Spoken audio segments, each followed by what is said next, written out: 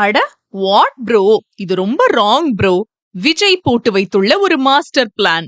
கரூர் சம்பவத்துக்கு அப்புறம் தாவிக கட்சி தலைவர் விஜயும் கட்சி நிர்வாகிகளான புஷி ஆனந்த், நிர்மல்குமார், ஆதவர்ஜுனா என பலரையும் காணவில்லை. ஏன் சில மாவட்ட நிர்வாகிகளே காணலனா பாத்துக்கோங்க. இதுல முக்கியமான விஷயம் என்னன்னா, காணவில்லைன்னு சொல்லிட்டு விஜய்க்கு போஸ்டர் மட்டும்தான் அடிக்கல. மத்தபடி சொந்த கட்சியினருக்கே அவர் எங்க இருக்காரு, அடுத்து என்ன பண்ண போறாருன்னு தெரியலன்னு புலம்புறாங்க. இன்னும் 2 மாசத்துக்கு அரசியல் பக்கம் பெருசா தலைய காட்டாம கரூர் பிரச்சனைய கொஞ்சம் ஆற போட்டுட்டு பொங்கலுக்கு அப்புறம் அரசியல் அத்தியாயத்தை தொடரலான்னு விஜய் இருக்காராம்.